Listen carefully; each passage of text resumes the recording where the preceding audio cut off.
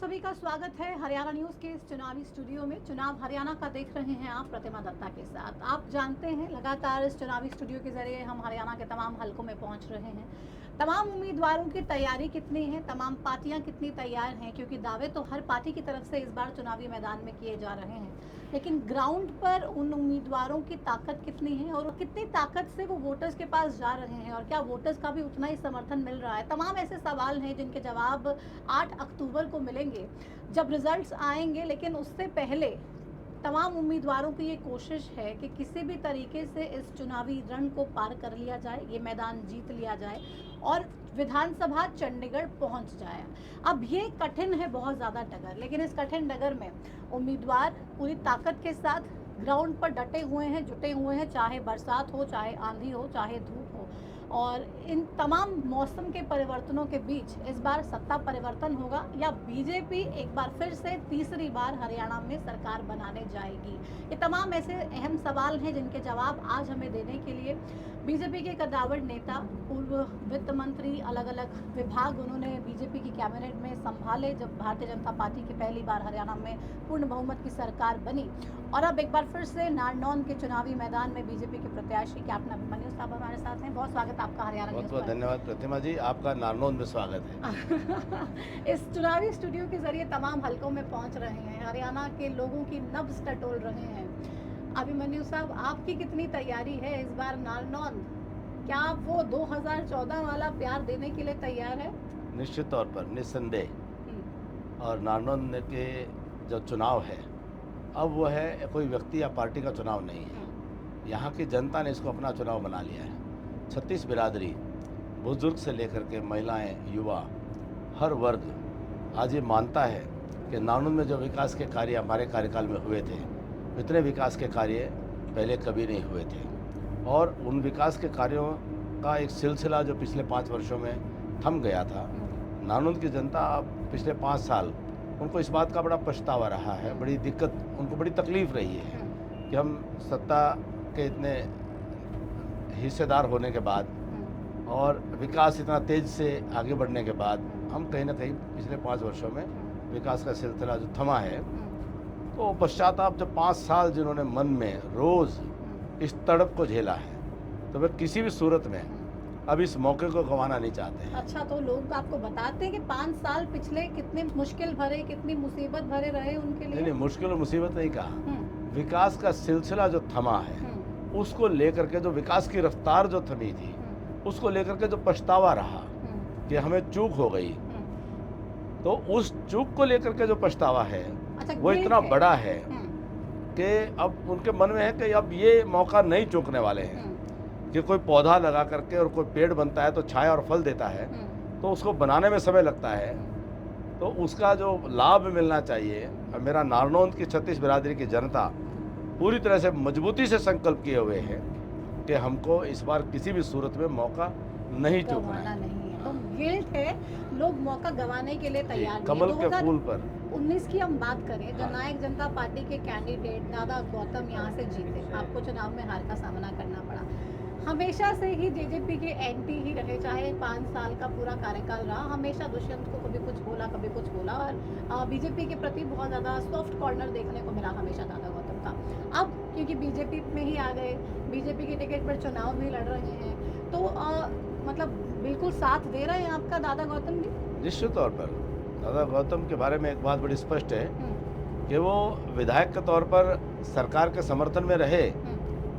JJP की कोई गलत नीति है तो उसका भी उन्होंने विरोध किया, और भारतीय जनता पार्टी की भी कुछ विषय सरकार को लेकर के उनके पोर्टल आदि के ऊपर उनके जो कमेंट रहते थे, तो जो जन भावना है उसको वो रखते रहे। और हमारे इस क्षेत्र में आज वो भारतीय जनता पार्टी के प्रत्याशी के तौर पर सफीदों में हैं, और हमारे इस क्षेत्र में उनका एक बड़ा जो कार्यकर्ताओं का एक बड़ा परिवार है, और वो सारा एकजुट होकर के भारतीय जनता पार्टी के साथ, भारतीय जनता पार्टी कार्यकर्ताओं के साथ बिल्कुल मजबूती के साथ खड़ा है और चुनाव अभियान का नेतृत्व भी करता हुआ दिखाई दे रहा है। तो उससे ताकत आपको और भी मिलेगी? निश्चित तौर पर 1 और 1 11 हो गए हैं। दोनों 11 हो गए, लेकिन आपके जो कैंडिडेट सामने कांग्रेस पार्टी से आए हैं, बहुत बड़े बड़े दावे और बातें कर रहे हैं, चस्सी पेट वाले, सुना है नाम? अभी अनुभव आएगा उनको, अभी उन्होंने जो है शुरुआत की है, और हमारे देखिए हमारा ये परिवार है नारनौल, मेरे लिए हर घर मेरा परिवार का सदस्य है। तो कोई भी पार्टी से हो, मेरे अपने वो भाई भतीजे, मेरे अपने काका ताऊ दादा या ऐसे हैं। तो अब युवा उनको निश्चित तौर पर उनको लगता है कि कांग्रेस के 45-46 हज़ार वोट से लीड थी, तो थोड़ा सा वो अहंकार की एक स्थिति दिखाई देती है।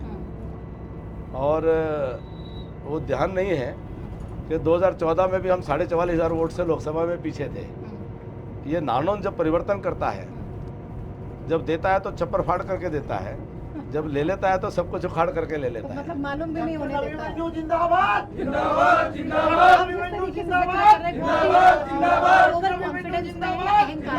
जिंदाबाद जिस अहंकार का जिक्र किया कि शायद अहंकार में है, और कांग्रेस पार्टी कह रही है कि हमें विश्वास है, ये अहंकार नहीं है, कि हम सरकार बनाने जा रहे हैं।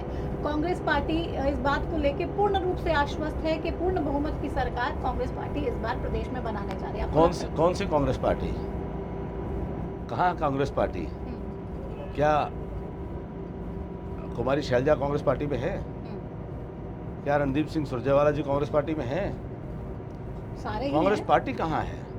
ये तो एक परिवार ने पूरी पार्टी को हरियाणा में ऐसा लगता है जैसे खरीद लिया हो और सबको धक्के मारकर या तो बाहर निकाल दिया है और या उनको अपनी ही पार्टी के अंदर जलालत का सामना करने के लिए मजबूर कर दिया है। जो एक इतने सीनियर लीडर एक टिकट के लिए तड़पा दिए हों, वो परिवार है, वो पार्टी है, या उस पार्टी का कोई विचारधारा है क्या?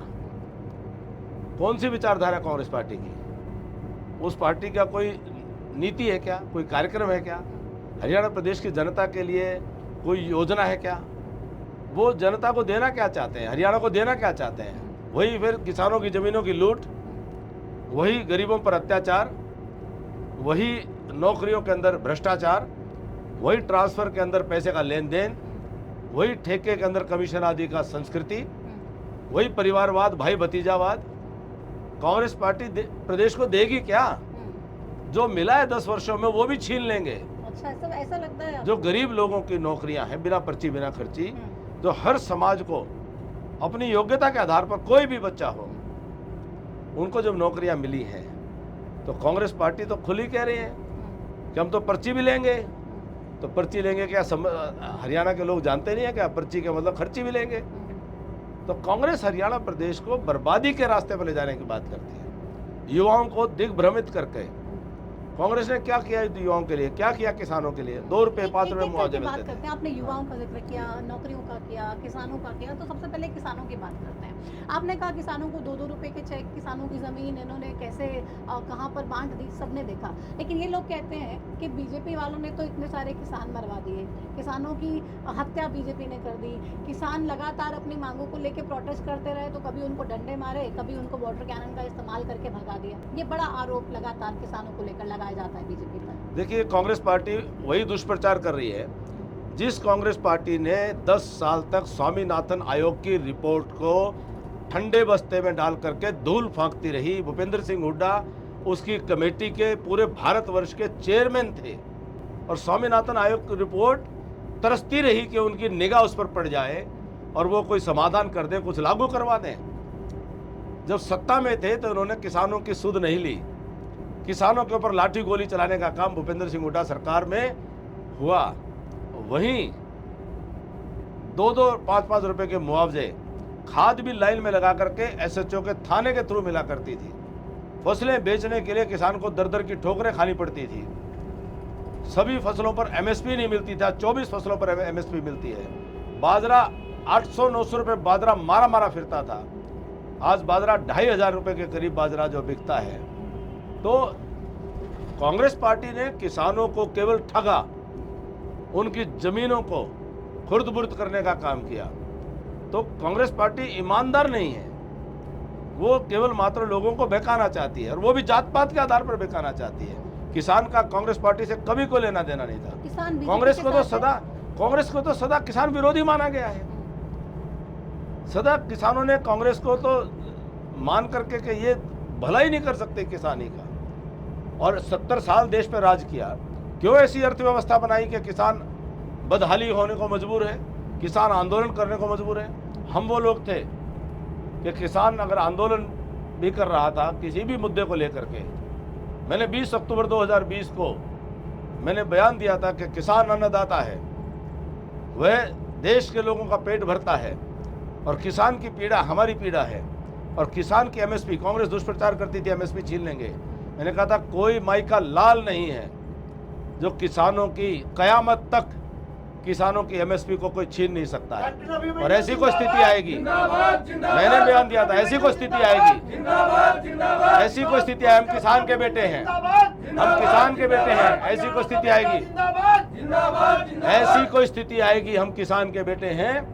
मैंने 20 अक्टूबर 2020 को बयान दिया था कि हम किसानों के साथ खड़े होंगे। यह कभी हिम्मत दिखाई भूपेंद्र सिंह हुड्डा ने? अगर स्वामीनाथन आयोग की रिपोर्ट, उनको कहना चाहिए था, उनको कहना चाहिए था कि स्वामीनाथन आयोग की रिपोर्ट नहीं लागू होती है तो मुख्यमंत्री पद से त्याग पत्र देना चाहिए था। क्यों नहीं उन्होंने त्याग पत्र दिया? स्वामीनाथन आयोग की रिपोर्ट को लेकर भी कैप्टन साहब बीजेपी हालांकि कहती है कि हमने ज्यादातर पॉइंट्स उसके लागू कर दिए, लेकिन किसान सवाल पूछते हैं कि एज इट इज लागू क्यों नहीं की गई, जबकि कहा गया था कि एज इट इज स्वामीनाथन आयोग की रिपोर्ट को हम लोग लागू करेंगे। कुछ पॉइंट्स पे क्यों बात अटकी और क्या परेशानी रही कि सिर्फ उतना? बहुत सारी चीजों में तो उससे भी बेहतर लागू किया।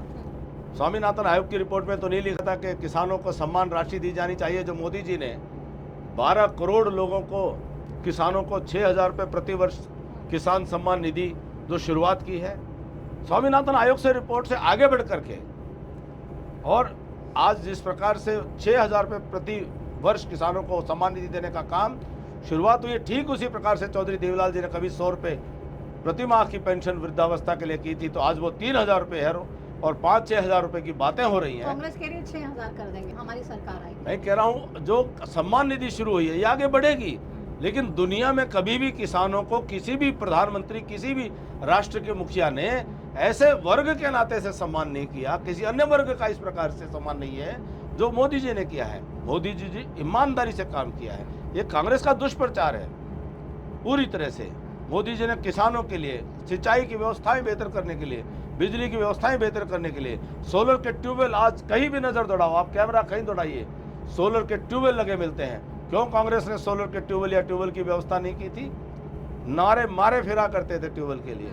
आपने मोदी जी का जिक्र किया और मोदी जी का जिक्र जब करा तो मोदी जी चुनाव प्रचार के लिए हरियाणा भी लगातार आ रहे हैं। बार बार अपने कैंपेनिंग में उन्होंने अपने भाषण में जिक्र हिमाचल का किया। आप वित्त मंत्री रहे हैं हरियाणा के, आपने पूरे हरियाणा के अकाउंट्स को बहुत अच्छे से संभाला है, कितने पैसे आ रहे हैं, कितना कर्जा है, कितनी परेशानी है, कितनी बदतर हालत में या कितनी ठीक हालत में, आप अच्छे से जानते हैं एक एक बारीक डिटेल को। मैं आपसे समझना चाहती हूँ, कांग्रेस ने बहुत बड़े बड़े वादे किए हैं, बीजेपी नेताओं से जब मैं सवाल पूछती हूँ तो वो कहते हैं कि ये पॉसिबल ही नहीं है, क्योंकि इतनी मजबूत स्थिति में नहीं है। अगर आप सब कुछ लोगों को फ्री में दे देंगे तो हरियाणा को आगे बढ़ाने के लिए पैसा कहाँ से आएगा? हिमाचल कैसी स्थिति हो जाएगी? इसको लेकर भी मोदी जी ने जिक्र भी किया और चिंता भी अपनी जाहिर की। देखिए, मोदी जी ने जो हाईलाइट की है जो बात, वो है कि कांग्रेस पार्टी के लोग केवल झूठी घोषणाएं करते हैं और उनको लागू नहीं करते हैं। क्या हिमाचल प्रदेश ने ओल्ड पेंशन स्कीम जैसा वायदा किया था लागू कर दी है? हिमाचल प्रदेश के अंदर डीजल और पेट्रोल जो है सर्वाधिक महंगा मिलता है। कर्नाटक में कांग्रेस की सरकार है, वहाँ सर्वाधिक महंगा मिलता है। जहाँ जहाँ कांग्रेस की सरकार है वहाँ डीजल पेट्रोल महंगा है। वहाँ जहाँ डीजल पेट्रोल महंगा होता है वहाँ महंगाई ऑटोमेटिकली बढ़ जाती है। तो एक तरफ तो वो इस प्रकार की झूठी घोषणाएं करते हैं, फिर उनको अमल नहीं करते हैं और ये भी नहीं देखते हैं कि उसका जो कुल मिलाकर के उसका बजट पर क्या असर पड़ेगा। हमने कहा था 2014 में हम दुगुना कर देंगे पेंशन को, 1000 का 2000 कर दिया और डंके की चोट पर कर दिया और बजट बढ़िया व्यवस्था से चला, कोई हरियाणा को दिक्कत नहीं आई। कांग्रेस पार्टी को तो समझ ही नहीं है कि किस प्रकार से वित्त प्रबंधन करना है। सारे देश को सदा गरीब बता करके रखा, सारे देश को हमेशा का गरीब देश है, हिंदुस्तान गरीब देश है। वही देश है मोदी जी के नेतृत्व में आज 2-2 लाख करोड़ रुपए के मोबाइल फोन एक साल के अंदर एक्सपोर्ट कर रहा है। आज देश खिलौना एक्सपोर्ट कर रहा है, आज देश जूता एक्सपोर्ट कर रहा है। आज दुनिया इसरो के जो सारे सैटेलाइट लॉन्च करनी है, पूरी दुनिया भारत से आके लॉन्च कराती है, भारत को इनकम हो रही है। भारत कांग्रेस ने देश को गरीब बना करके रखा। हरियाणा के पास इतना पैसा है कि तमाम कांग्रेस की जो योजनाएं हैं, जो दावे किए जा रहे हैं, 500 रुपए में गैस सिलेंडर, 6,000 रुपए पेंशन देने की बात है, अलग अलग वर्गों को साधने के लिए बहुत सारे वादे किए, फिजिबल लग रहा है? प्रतिमा जी, योजनाओं में दिक्कत नहीं होती है, योजना में दिक्कत नहीं होती है, इनका बेईमानी और भ्रष्टाचार जो हरियाणा को लूटता है, समस्या वहां है। मैं एक उदाहरण देता हूं आपको। कांग्रेस पार्टी के 10 साल के शासनकाल के अंदर लगभग 80,000 के करीब सरकारी नौकरियां दी गई, और 10 साल भारतीय जनता पार्टी की सरकार के कार्यकाल में 1,41,500 सरकारी नौकरियां दी गई।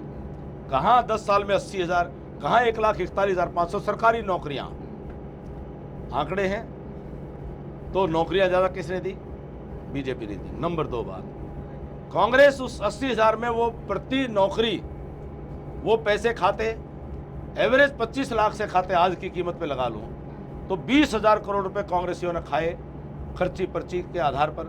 1,41,000 करोड़ रुपए जेल में क्यों नहीं डालते? जेल में डालते 1,41,000 करोड़, 1,41,000 लोगों को अगर 25-25 लाख रुपए आज बचते हैं तो 35,000 करोड़ रुपए गरीबों के जेब में बच गए। कांग्रेसियों ने डाका डाल लेना था, लूट लेना था हरियाणा को। अगर कांग्रेसी ये जमीनों की लूट करते हैं, ये हरियाणा प्रदेश के राजस्व का नुकसान करते हैं, अगर इस प्रकार का वित्त प्रबंधन करेंगे तो कभी नहीं कर पाएंगे। हमने जो कहा और जो कहेंगे बेहतर वित्त प्रबंधन करेंगे। जब ईमानदारी से काम होगा तो जो वायदा करेंगे मैं आपको गारंटी देता हूं कि उसको पूरा करके दिखाएंगे।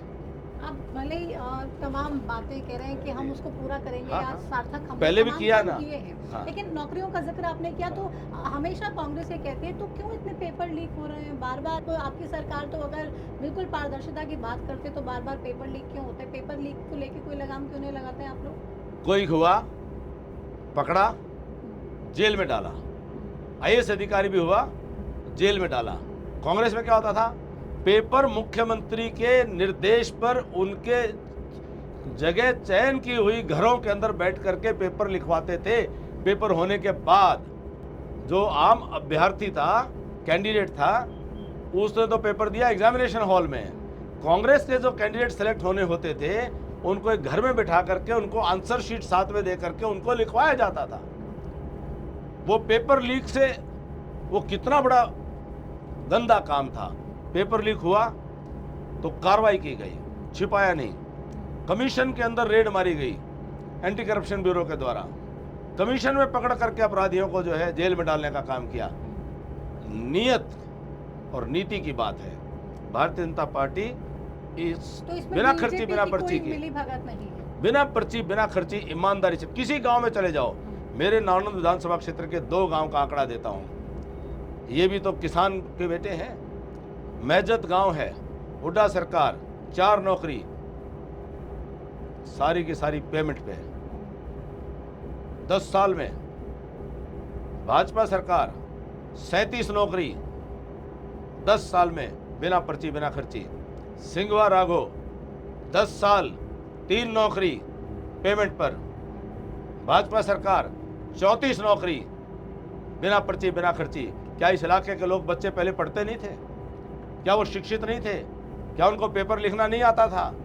क्या यहाँ के लोग, क्योंकि उनके पैसे भी नहीं लेते थे ये लोग, तो सारी नौकरियों को लूट करके, इतना भ्रष्टाचार, इतना कितना अंतर हो सकता है? 10 गुना का। वही बच्चे हैं मेरिट पर, गरीब के घर में नौकरी आ रही है। तो इससे फायदा है ग्राउंड पे जब आप जा रहे हैं तो लोग, मतलब वो लोग प्रतिमा जी रात को 1-1 बजे गलियों में खड़े मिलते हैं। बड़े बड़े जो चाहे किसान का परिवार हो चाहे गरीब का परिवार हो, वो हाथ जोड़े मिलते हैं। किसान परिवार है, जमींदार परिवार भी कहता है कि मेरे 2 केले बेचने पड़ जाते और मेरी कोई पैसे के मेरी नहीं लेता, मुझे कोई उम्मीद नहीं थी। 20-20 साल 30-30 साल इन कांग्रेसियों के, दूसरी पार्टियों के धक्के खाते रहे, कभी नौकरियां नहीं ले पाए, पैसे दे दे के भी नहीं मिली, और आज बिना पैसे दिए नौकरियां मिल रही हैं।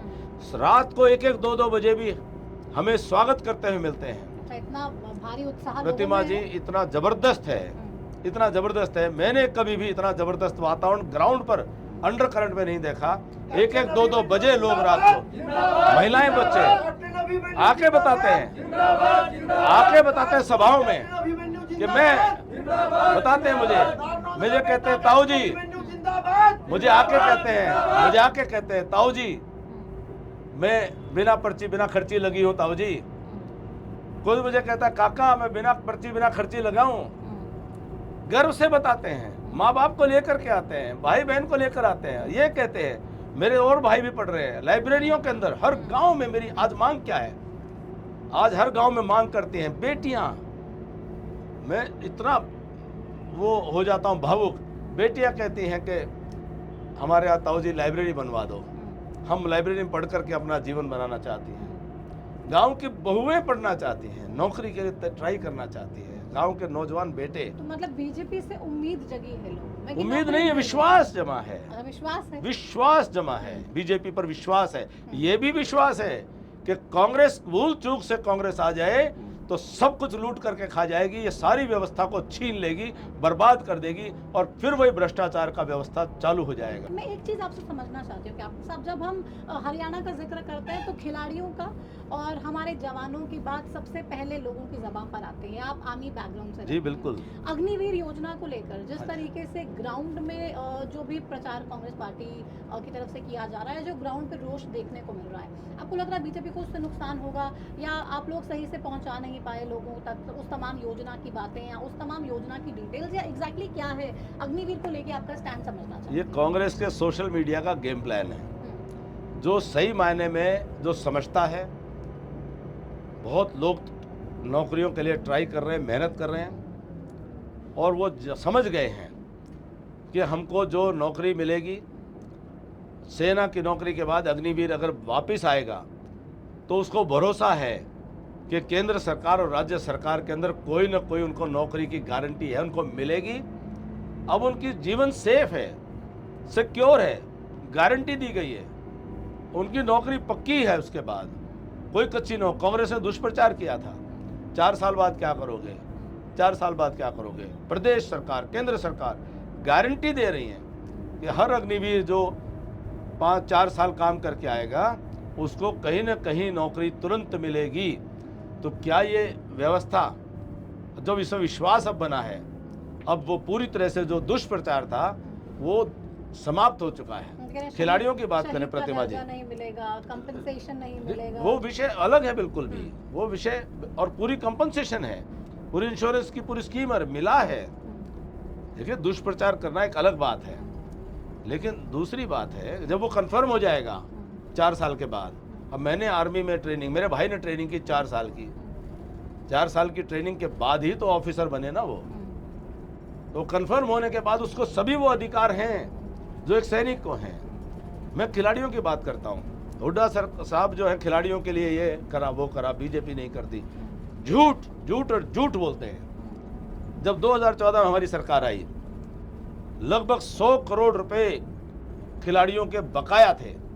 हम सरकार में बनते ही अक्टूबर के नवंबर के महीने में 2014 में चारों तरफ खिलाड़ी हमें रोक करके, हमें चैंपियनशिप की तैयारी करनी है, हमको कंपटीशन की तैयारी करनी है, हमें हमारे जो घोषणा के अनुसार जो हमें पैसा मिलना चाहिए, तो 4 साल से पैसा नहीं मिला है।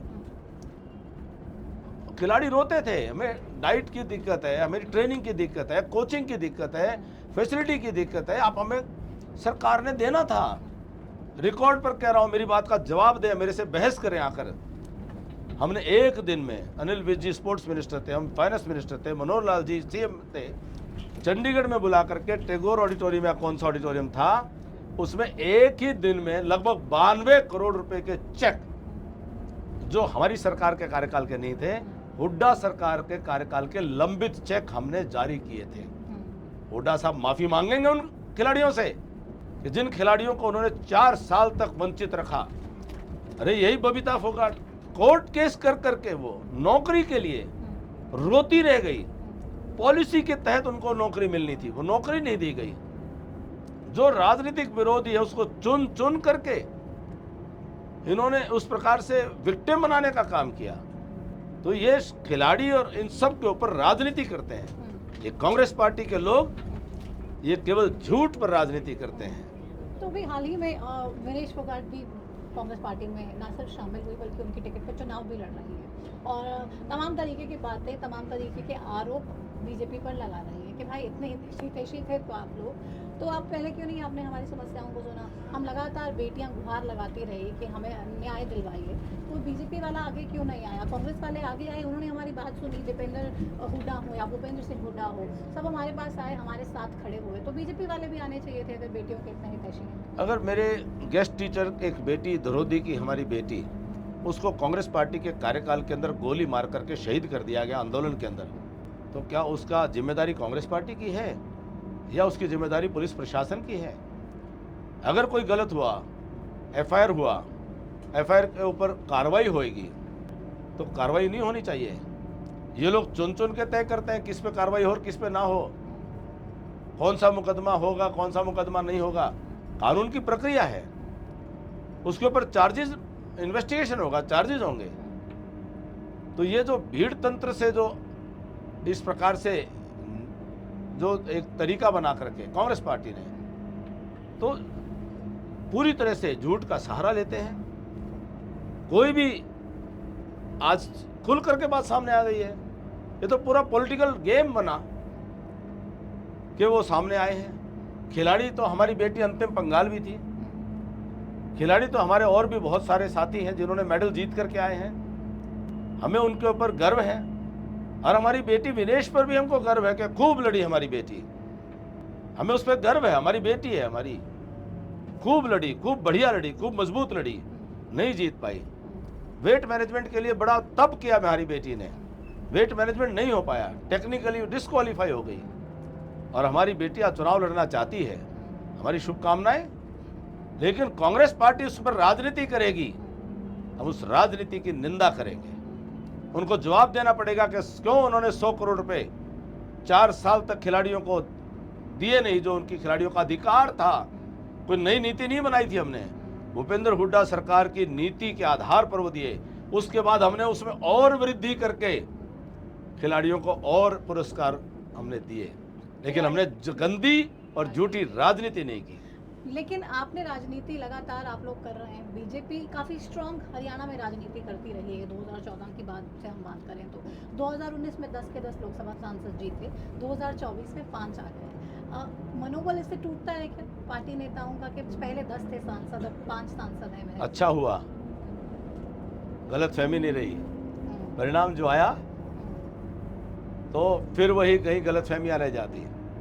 समय पर चौकन्ना, समय पर जागना, ईश्वर जो करता है अच्छा करता है। क्योंकि हरियाणा प्रदेश का इतिहास है, जब से हरियाणा बना है 57 सालों से हमारे पूर्वजों ने एक राजनीतिक सोच का परिचय दिया है कि हरियाणा नया हरियाणा, छोटा हरियाणा बना था पंजाब से निकल करके। कहते थे इसके पास कोई साधन नहीं है, ये राज्य चल नहीं पाएगा। पर हरियाणा के पूर्वजों ने एक राजनीतिक सोच विकसित की कि हरियाणा हमेशा आगे बढ़ेगा, डबल इंजन की सरकार से बढ़ेगा। हरियाणा ने 57 साल में हमेशा डबल इंजन की सरकार चलाई है, केंद्र और प्रदेश में हमेशा सेम सरकार रही है। तो हमारे हरियाणा के आज भी यही इतिहास दोहराएगा। तो इस बात को लेके कहीं ज्यादा ही कॉन्फिडेंस दिल्ली में सरकार है, नहीं, दिल्ली में बीजेपी की है तो हरियाणा में भी दोनों बात नहीं हो सकती। हमने कहा कि जब लोकसभा चुनाव हमारी अपेक्षा के अनुसार नहीं आया उसका परिणाम, तो हमारे लिए जागने का अवसर हुआ। और हम इसके ऊपर पिछले 5 महीनों से रात दिन सारा हरियाणा के अंदर जहां कांग्रेस आपस में लड़ रही है, जूतम पजार कर रही है, गला काट रही है एक दूसरे का, वहां भारतीय जनता पार्टी का कार्यकर्ता गांव गांव के अंदर, गली गली के अंदर, बस्ती बस्ती के अंदर, घर घर के अंदर वह अपना काम कर रहा है, जनता के बीच में जा रहा है। आज भाजपा बहुत मजबूत खड़ी है। लेकिन कांग्रेस कह रही है कि इस बार हरियाणा ये ट्रेंड जो है बदल देगा, इस बार हरियाणा विपरीत सरकार बनाएगा, जो केंद्र में सरकार है उससे अलग सरकार इस बार हरियाणा में बनने जा रही है। आप क्या समझते हैं, मैं ये अपेक्षा करूं कांग्रेस ये गीत गाएगी कि नहीं सरकार तो उनकी बन गई है, उन्हीं की बनेगी। कांग्रेस उन्होंने, अरे कांग्रेस कहाँ पार्टी, आप क्या नाम ले रहे हो कांग्रेस पार्टी का? ये तो एक गैंग है, अच्छा, एक गिरोह है। हाँ जी बिल्कुल गैंग है। ये तो ये कोई पार्टी थोड़ी बची है, ये तो एक गिरोह बच गया है, ये तो लूटने का गिरोह है। अब ये कह रहे हैं कि जी ऐसा, ये थोड़ी कहेंगे कि तीसरी बार बीजेपी की बनेगी। उन्होंने अपनी बात कहनी है, नहीं, वो कहते तो कह रहे। रहे हमारी आंधी है, हम सरकार बना रहे हैं, वो तो पूरे कॉन्फिडेंस में है। वो हवा में है, हवा में है बीजेपी तो हवा में नहीं है, जमीन पर है, जमीन- आपके साथ में चौपाल पर है। आप कह रहे हैं बिल्कुल जमीन से जुड़ के बीजेपी लगातार काम कर रही है, लेकिन ग्राउंड पे जब हम जाते हैं तो कांग्रेस के नेता तमाम तरीके के आरोप एक दूसरे पर लगाते थे अक्सर। वो तमाम चीज़ें हम टीवी पे दिखाते भी हैं कि कितनी गुटबाजी चल रही है, मुख्यमंत्री की रेस में तमाम नेता हैं, और बीजेपी में वो चीज़ें खुलकर नहीं थी। लेकिन विज साहब ने हाल ही में कैमरे पर आकर ये कह दिया कि सीनियरिटी के हिसाब से सीएम पद की दावेदारी मैं पार्टी के सामने रखूंगा। मानना ना मानना, बनाना ना बनाना पार्टी की बात है, लेकिन मैं दावेदारी पेश करूंगा। ठीक है, विज साहब की सीनियरिटी है, विज साहब सीनियर लीडर है, पॉपुलर लीडर हैं, और विज साहब ने अपनी बात रखी है। पार्टी फोरम है, परिवार है, अपनी बात कहने का अधिकार है। राव इंद्रजीत जी भी इस बात को यदा कदा बीच बीच में हमेशा इस बात को रखते हैं। वो भी एक बड़े सीनियर लीडर हैं, वो भी बड़े पॉपुलर लीडर हैं, और चौधरी वीरेंद्र सिंह जी हमारे साथ थे, वो भी कहते थे। तो सबको अपनी बात कहने रखने का पूरा अधिकार है, और निश्चित तौर पर विज साहब ने इस समर्पण के साथ कि मैं अपनी बात रखूंगा, पार्टी जो फैसला करेगी करेगी। तो आपके दिल में कोई ऐसी बात तो नहीं है जो आप भी पार्टी से कहना चाहते हैं, बिल्कुल पार्टी फोरम पे या मीडिया के माध्यम से? मैं पार्टी का अनुशासित सिपाही हूँ, लक्ष्मण रेखा कभी पार नहीं करता हूँ। नायब सिंह सैनी जी हमारे चीफ मिनिस्टर हैं, और पार्टी आगे सरकार बनने पर नायब सिंह सैनी जी को फिर से चीफ मिनिस्टर बनाती है, और हमारे लिए जो भूमिका तय करती है हम उसमें बहुत खुश हैं। हमें तो काम करना है, संगठन, समाज, देश का काम करना है। जो भूमिका पार्टी तय करेगी उस भूमिका में करेंगे, और सब हमारे नेता हैं, मैं सबका आदर करता हूँ। मैं तो तीसरी पंक्ति में बैठने वाला व्यक्ति हूँ, मेरी चिंता मत करो। तो कोई टेंशन किसी नहीं, चीज़ की नहीं, नहीं कोई है। और कैप्टन साहब, हम देख रहे हैं आप तो बिल्कुल रिलैक्स्ड हैं कि पार्टी जी। जो जिम्मेदारी देगी मुझे वही करनी है, उससे ज़्यादा ना मैं उम्मीद जी। करता हूँ ना मुझे कुछ और जी, चाहिए। जी, जी। लेकिन बहुत सारे नेता जो इस तरीके के अलग अलग बातें करते हैं, अलग अलग दावे करते हैं, कैमरे के सामने आकर ये सब बोलना क्या उस पार्टी की स्थिति को कमज़ोर करना नहीं लगता है आपको? नहीं, मजबूत होती है जी। मजबूत होती है। क्या विज साहब अगर इस प्रकार का कोई संभावना बनती है तो विज साहब के चाहने वाले पूरे हरियाणा में हैं, मजबूत होती है जी, इसमें कोई बात सारे नहीं है। जान लगा देंगे क्यों नहीं लगाएंगे जी? तो मतलब तो हम उसमें सब तो सारे नेताओं को कर देनी चाहिए, सारे नेताओं की अलग अलग फैन फॉलोइंग जिसकी है। जैसी सोच हो, हम्म, जिसकी जैसी सोच हो वो करे। हम्म, विज साहब मेरे मित्र हैं, मेरे बड़े भाई हैं, और हमारे जो हैं मेरे बहुत आदरणीय हैं, और मैं बहुत कुछ उनसे सीखता हूँ। राव इंद्रजीत जी मेरे बहुत आदरणीय हैं, सारे के सारे, सबके चेहरों से जनता जुड़ती है जी। सबके एक कांग्रेस पार्टी की तरह से नहीं है कि वो 36 बिरादरी का गुलदस्ता जोड़ने में उनको तकलीफ हो रही हो। वो अपने हरियाणा प्रदेश में किसी दूसरे को देखने को तैयार नहीं हो, अपनी पार्टी में किसी दूसरे को बर्दाश्त करने को तैयार नहीं हो, अपने युवराज को एडजस्ट करने के चक्कर में पूरी पार्टी को वो नष्ट करने के लिए तत्पर हो। तो जनता नहीं देख रही है क्या? जनता देख रही है कि जो इतने पुत्र मोह में दुर्योधन की उस भूमिका में आ जाएं कि कोई एक 5 टिकट भी नहीं। जब श्री कृष्ण ने कहा 5 गांव, तो उन्होंने कहा सुई की नोक के बराबर भी नहीं देंगे। आज जो कांग्रेस पार्टी के नेता हैं वो किसी को सुई की नोक के बराबर भी स्पेस देने को तैयार नहीं है। तो ऐसे लोगों को आप समझते हैं समाज स्वीकार कर लेगा? नहीं। हमारा समाज जो है वो सामाजिक व्यवहार में जिसको सबके साथ मिल बांट करके बल्कि त्याग करना आया है, ये भारतीय समाज त्याग की परंपरा का सम्मान करता है, त्याग को सम्मान करता है। छीन करके ले लेना और सबको मार करके पिटाई करके उनको कोने में लगा देना, क्या आप मानती हैं भारतीय समाज इसको स्वीकार करता है? आज कांग्रेस के अंदर क्या हो रहा है? सब कुछ पीट पीट करके, मार मार करके, छीन छीन करके, तड़पा तड़पा करके सबको, किस लिए? कि सत्ता के मुखिया, उनके युवराज या स्वयं, इसलिए। क्या एक परिवार नहीं चलता जी? सबके साथ त्याग की भावना के बिना एक परिवार नहीं चलता है, और ये चलाना चाहते हैं पूरी पार्टी, पूरा प्रदेश। नकार दिए जाएंगे, पूरी तरह नकार दिए जाएंगे। तो आपने संगठन में भी बहुत बड़ी जिम्मेदारियां निभाई हैं, कांग्रेस पार्टी का संगठन है ही नहीं, उस संदर्भ में भी आपको लगता है कि बीजेपी कांग्रेस से बहुत आगे निकल जाएगी क्योंकि संगठन तो है ही नहीं? देखिए, कांग्रेस तो एक, आपने कहा ना, वो तो आंधी तूफान में ही उड़ रहे हैं। उनको तो जमीन मिल ही नहीं रही है। तो हुड्डा साहब तो कह रहे हैं बीजेपी जा रही है, कांग्रेस आ रही है, बार बार ये कहते हैं। बीजेपी चंडीगढ़ जा रही है और कांग्रेस कहाँ जा रही है वो आपको मालूम है, उनका रास्ता किधर है, कितनी बेल उनके, कितने मुकदमों में बेल पर हैं। हाँ। तो बीजेपी चंडीगढ़ में विधानसभा में जा रही है और कांग्रेस का रास्ता जो है वो जेल और बेल का रास्ता है। अच्छा, तो मतलब ईडी का शिकंजा जो है और कानून की प्रक्रिया है, आगे बढ़ी है। चौटाला साहब को भी बहुत लंबी प्रक्रिया से गुजरना पड़ा, ये कानून की प्रक्रिया है। जिसने जो करेगा वो भरेगा, न्याय तो जिसने जो होगा। किया है उसको भरना पड़ेगा। यहाँ नहीं तो परमात्मा के दरबार में जो कुकर्म किया, हरियाणा को जलाया इन लोगों ने, हरियाणा के भाई चारे को तार तार किया इन लोगों ने। यहाँ तो हो सकता है ये लोग कोई न्याय से बच जाए, परमात्मा का न्याय तो इनको होगा ही होगा। राखी गढ़ी बहुत ही आपके दिल के करीब जी एक बिल्कुल, प्रोजेक्ट उसके आप नजदीक से गुजरे आपके अभी। नजदीक से हम गुजर भी रहे हैं, इसीलिए वो सवाल मिस हो गया था, तो मैंने कहा पूछ लूं हाँ। आपसे। उसको लेके अभी तक भी इतना टूरिस्ट अट्रैक्शन ना मिल पा रहा है, क्या क्या चुनौतियां हैं, क्या परेशानियां हैं? बहुत सारे कब्जे भी जानकारी है कि लोग कर रहे हैं, क्या चैलेंजेस है और कहाँ पे पेच फंसा हुआ है? देखिए, कब्जों की तो कोई स्थिति नहीं है, पूरा सारा सब समाज सब साथ है अच्छा। और सबके साथ में सेटलमेंट है। कुल मिलाकर के जो इतने बड़े जो टूरिस्ट के डेस्टिनेशन का जो एक इंफ्रास्ट्रक्चर का इकोसिस्टम बनना चाहिए था, हाईवेज बनने चाहिए थे और उसके अंदर साथ में फैसिलिटीज़ बननी चाहिए थी, वहाँ पर बस की सर्विसेज देनी चाहिए थी, कोई और रेल नेटवर्क वहाँ डेवलप होना चाहिए, या हिसार का एयरपोर्ट जो है पूरी तरह विकसित हो जाएगा। राखी गढ़ी ने ये सभ्यता की सबसे पुरानी पहचान है अवशेष की, समस्त पृथ्वी पर सिंधु सरस्वती सभ्यता का अवशेष सबसे सनातन को ये राखी गढ़ी पे है। जब 8000 साल इंतजार कर लिया, राखी गढ़ी के भी दिन आएंगे, पूरी दुनिया के लोग राखी गढ़ी में देखने के लिए आएंगे कि सभ्यता, मनुष्य की वर्तमान सभ्यता जहाँ से प्रारंभ हुई, ये वो स्थान है, ये सिंधु सरस्वती के सभ्यता के अवशेष का ये स्थान है। दुनिया से रिसर्च करने वाले लोग आएंगे। ये समय की बात है, ये 5 साल हमारे कुछ गाड़ी पटरी से उतरी है, ये समय की बात है। राखी गढ़ी ने जब 8000 साल और इंतजार कर लिया, कुछ और साल में ये फिर से वो अपना गौरव का स्थान प्राप्त करेगा। और कैप्टन अभिमन्यु वो गौरव का स्थान दिलवाने के लिए पूरी जान लगा देंगे।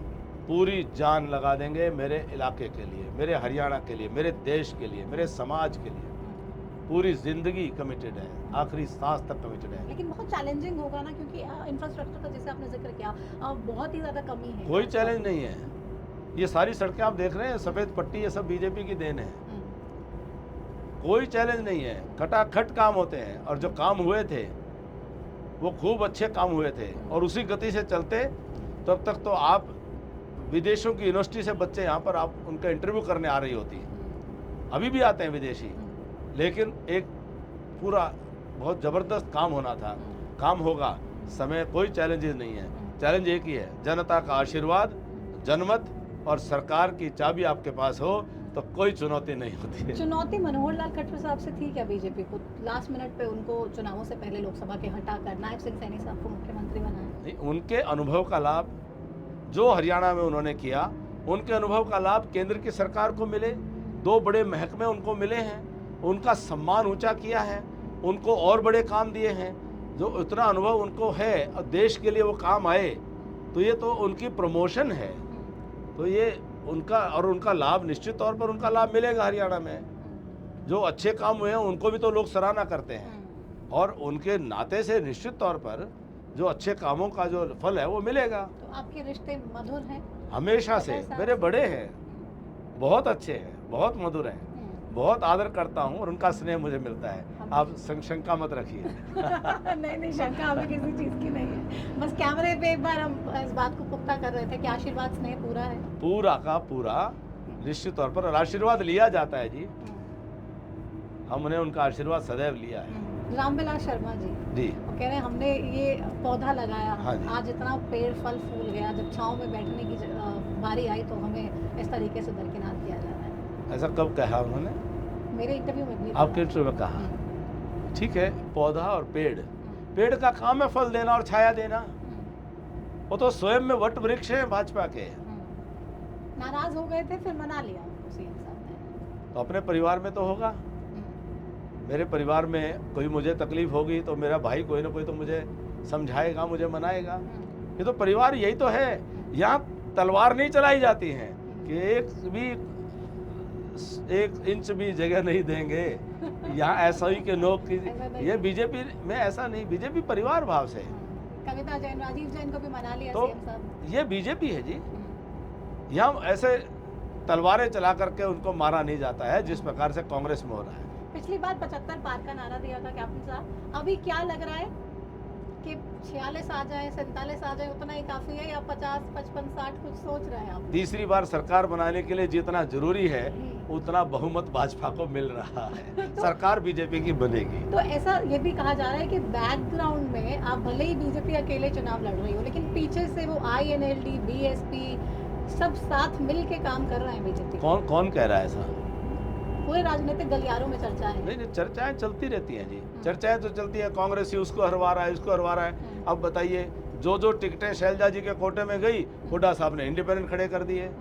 तो खुली चर्चा है। पंचकुला के अंदर चंद्रमोहन जी को टिकट दिलवाई और हुड्डा साहब ने जो है वो अपने कैंडिडेट वहाँ इंडिपेंडेंट खड़े कर दिए। अनिल विज जी के यहाँ बाला कैंट में निर्मल सिंह जी चुनाव लड़ रहे हैं और चित्रा जी जो है वो आकर के वहाँ चुनाव लड़ रही हैं। तो उनका आभार व्यक्त करेंगे हम 8 अक्टूबर को, उनका धन्यवाद देंगे। तो आश्वस्त है तीसरी बार बीजेपी सरकार? पूर्ण रूप से। अभी सहारा तो नहीं लेना पड़ेगा जेजेपी वाला, जैसे पिछली बार हो गया था, 10 सीटें लेकर आए, फिर साथ में मिलके सरकार चलाई जी। और आपकी सीट भी चली गई थी उसी में। वो तो बेचारे अब जमीन ढूंढते रह जाएंगे। और देखिए, सरकार बनेगी। सरकार बनने जो परिणाम आने के बाद कोई स्थिति होती है तो उसके अनुसार निर्णय होते हैं। कुल मिलाकर के ये है कि जनता की सेवा भारतीय जनता पार्टी जिस प्रकार से कर रही है वही हरियाणा के लिए श्रेयस्कर है, बेहतर है। कांग्रेस लूट के खा जाएगी, ये हरियाणा की जनता कह रही है, मैं नहीं कह रहा हूँ। तो जनता जनार्दन पूर्ण बहुमत देने वाली है और तीसरी बार भाजपा की सरकार बनने वाली है। सरकार बनी तो अभिमन्यु साहब को कितनी बड़ी जिम्मेदारी मिलने वाली है? जी, सरकार बीजेपी की बनती है तो कैप्टन अभिमन्यु साहब को कितनी बड़ी जिम्मेदारी पार्टी की तरफ से दी जाने वाली है? देखिए, ये निर्णय करना पार्टी का काम है। 2014 में भी सब अगर हमारे अंदर कोई योग्यता होगी, हमारे अंदर कोई क्षमता होगी और हम कोई हरियाणा की सेवा देने के योग्य हमें समझा जाएगा तो मेरा संगठन जो है, मेरी पार्टी जो है, मुझे वो जिम्मेदारी दे देगी। ये सोचना मेरा काम नहीं है। मेरा काम है कि मेरे प्रदेश में भारतीय जनता पार्टी की सरकार बने, इसको हम पूरी रात दिन मेहनत करके हम कामयाब हों और संगठन का निर्णय हो उसके अनुसार हम सरकार के अंदर सब मिल करके काम करें और पूरी मजबूती से सरकार चलाएंगे फिर से अगले 5 साल। सबसे पावरफुल विभाग आपके पास थे, मेजरली उसमें से दुष्यंत के पास गए और उन तमाम विभागों को लेकर घोटाले और भ्रष्टाचार के बहुत सारे आरोप हमने सुने, आपने भी सुने होंगे, जाहिर सी बात है। अब लग रहा है कि कुछ डिफेम हो गया। बीजेपी ने जब जेजेपी से गठबंधन करके सरकार चलाई तो बीजेपी के लिए परेशानियां बढ़ी। देखिए, निश्चित तौर पर इसमें दिक्कत होती है, साझे के काम में दिक्कत होती है। तो साझीदार ने कोई चीज़ें आई है सामने, अब वो जांच के विषय हैं, लेकिन जिस प्रकार का एक परसेप्शन बना, खुद उनकी पार्टी के लोग जिस प्रकार की बातें करते थे और जिस प्रकार से चर्चाएं आती थी, मीडिया में आता था, तो इन सब चीज़ों का असर तो पड़ता ही है और जिसका खामियाजा वो भुगत रहे हैं। वो जो एक बुलबुला उठा था तो वो आज जो स्थिति है, देखिए, अंततोगत्वा वही टिकेगा जिसके अंदर में हमारी देसी भाषा कहते कुछ तत्व होगा, कुछ दम होगा, वही टिकेगा। ये हवाओं के और आंधियों के जो बुलबुले हैं, ये समय के साथ तो में सारा दम सिर्फ बीजेपी में देख रहे हैं कैप्टन साहब? सरकार बनेगी, विपक्ष है, मुकाबला होता है, मुकाबला है, लेकिन आप जीत जाएंगे। जीत निश्चित है। चलिए, जीत निश्चित है। बहुत शुक्रिया अपना समय देने के लिए। बहुत बहुत धन्यवाद प्रतिमा जी, तमाम बातचीत के बहुत लिए। बहुत धन्यवाद आपका। तो जीत निश्चित है, क्योंकि होता वही है आखिरकार में, जीतता वही है जिसमें दम होता है। मुकाबला भले ही कड़ा हो, लेकिन कैप्टन अभिमन्यु साहब ने हुड्डा साहब को हरियाणा न्यूज के इस चुनावी स्टूडियो से बता दिया है कि बीजेपी जा रही है जरूर, लेकिन चंडीगढ़ विधानसभा सरकार बनाने के लिए, और कांग्रेस कहां जाएगी वो प्रदेश वालों को अच्छे से मालूम है। प्रदेश के तमाम नागरिकों को, लोगों को, वोटर्स को इस बात का पूरा अंदाजा है कि कांग्रेस पार्टी कहां जाने वाली है। तो तमाम बातों का जवाब खुलकर अभिमन्यु साहब ने दिया और बताया कि जो 5 साल का गैप विकास के मामले में कहीं ना कहीं नारनौल में पीछे छूट गया था, उसको उसी गति से बहुत तेजी से आगे बढ़ाएंगे और नारनौल के गांव लगातार तेजी से करवाएंगे। बीजेपी की सरकार बनाने को लेकर आश्वस्त है। अब होगा क्या 8 अक्टूबर को मालूम होगा, लेकिन फिलहाल मेरे साथ हमारे चुनावी स्टूडियो में फिलहाल के लिए इतना ही। मुझे दीजिए इजाजत, नमस्कार।